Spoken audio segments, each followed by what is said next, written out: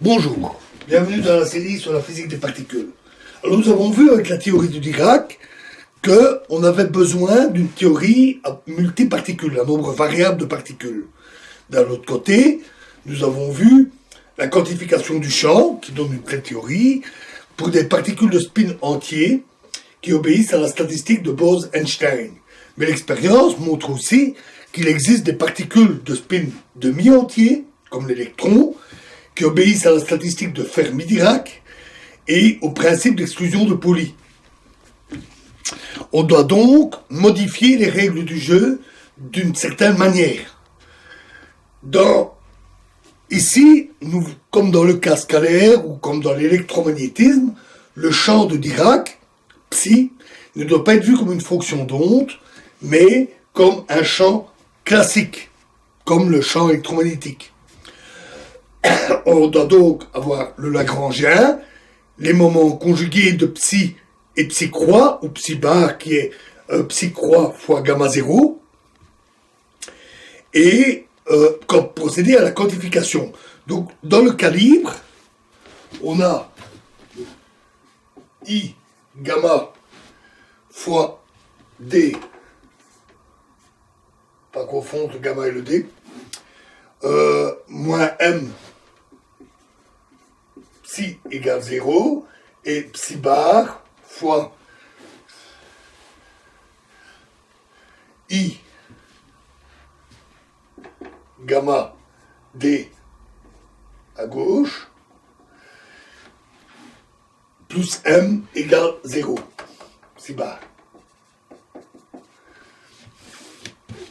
Ces équations, on le vérifie facilement, on va le voir, dérivent facilement de la variation d'une action qui est basée sur le Lagrangien L égale I demi, la densité Lagrangien, psi bar gamma mu fois d mu psi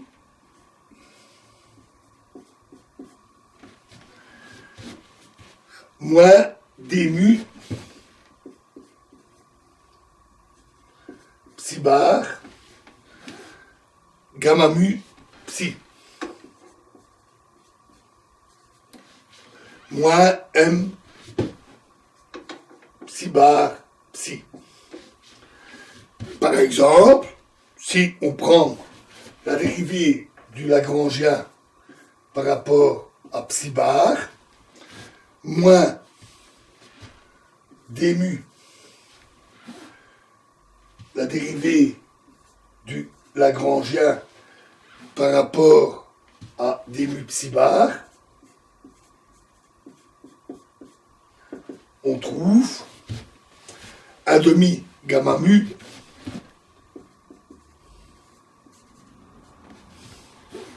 fois d mu psi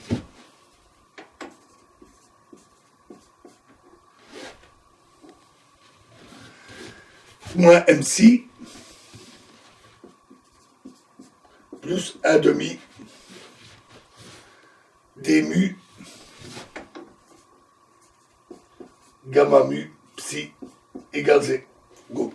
Ce qui nous donne une équation du mouvement qui correspond à la première. Et de même en dérivant par rapport à psi et d mu psi.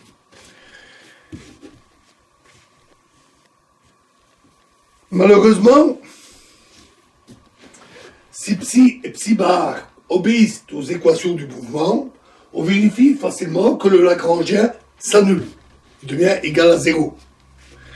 Et donc, il est impossible de tirer comme ça des moments conjugués. Et donc, la quantification canonique, telle que nous l'avons vu, ne marche pas. Il faut procéder autrement. Alors, si psi et psi bar sont des opérateurs quantiques qui agissent dans un certain espace de Hilbert, voyons sous quelles conditions les générateurs de groupes de points carrés, donc translation, rotation, etc., selon le théorème de Noether, transforment les champs de la manière que l'on connaît. ces générateurs sont des observables, physiquement mesurables, qui sont exprimés en fonction de psi et psi bar. Au moins, cette approche assure la covariance de la théorie. Et vérifions enfin si ces observables commutent sur un intervalle spatial, ce qui est recherché. Donc, le tenseur énergie-impulsion, θ mu nu, est alors donné par d nu psi bar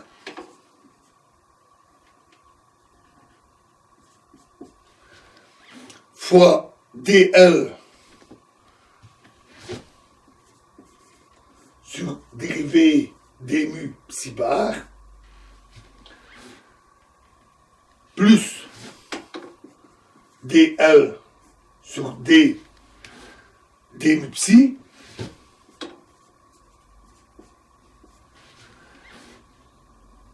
fois d nu psi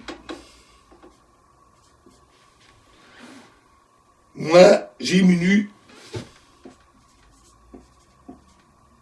L, en utilisant la construction du tenseur énergie-impulsion suivant du théorème de Noether que nous avons vu. Cela donne I demi fois psi bar gamma mu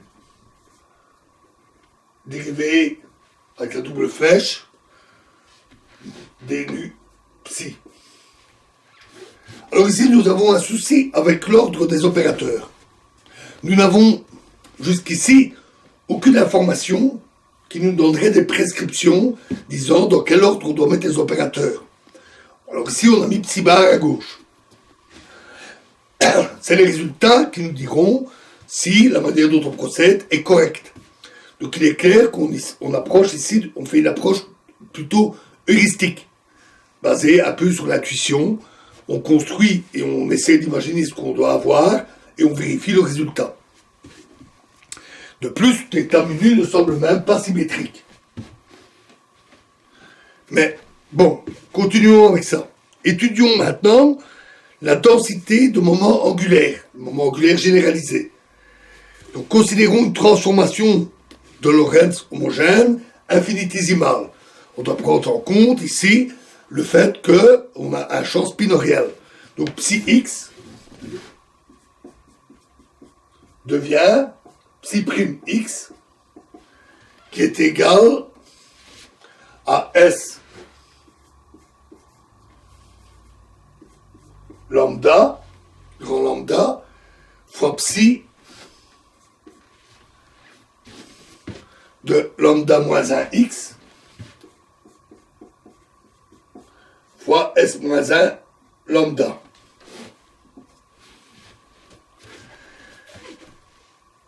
Qui est la transformation, pardon, pas S moins 1 lambda. Donc on a une transformation avec lambda, la transformation de Lorentz, de coordonnées, et S lambda, une certaine transformation agissant sur psi, qu'on peut écrire psi de x plus delta psi de x, la variation sous la rotation généralisée. Lambda est une transformation de Lorentz infinitésimale, donc qui est l'identité moins I demi fois delta oméga alpha bêta, une rotation infinitésimale, M alpha bêta.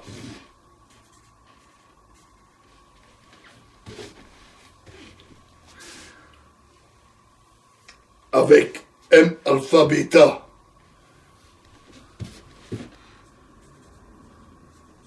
mu nu égale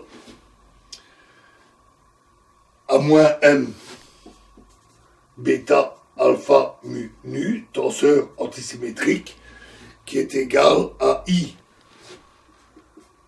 G mu alpha G nu alpha moins G nu bêta, pardon, G nu alpha moins G mu bêta.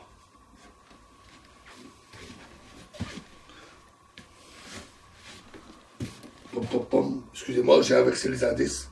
Alpha, bêta, mu, nu,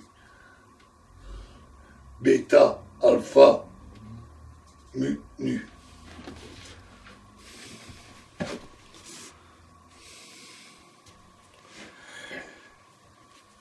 Et donc, S lambda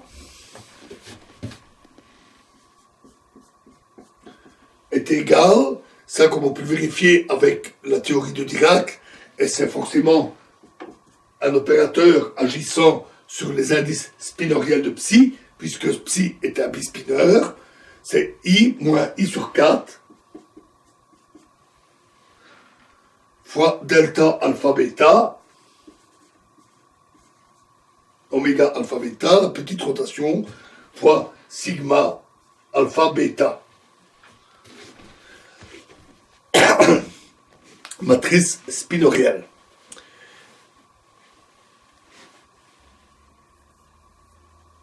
Et donc, enfin, la variation delta psi x est égale à moins i demi fois delta oméga alpha bêta fois sigma alpha demi, sigma alpha bêta demi, plus I fois X alpha d mu moins X bêta d nu, X alpha d bêta, X bêta d alpha,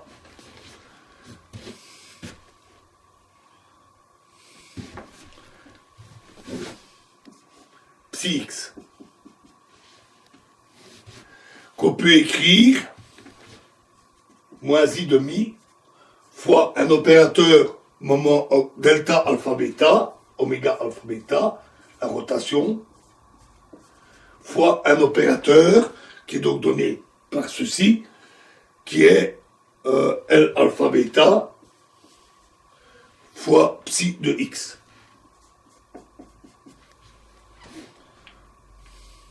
Où L alpha bêta égale 1 demi sigma alpha bêta plus x alpha d bêta moins x bêta d alpha.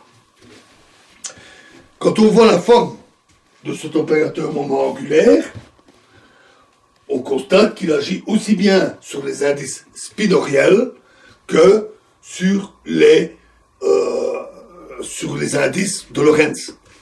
Donc c'est une rotation généralisée dans l'espace-temps et qui agit de manière non triviale à travers sigma sur les indices spinoriels, la transformation étant un peu différente de celle d'un quadrivecteur, par exemple.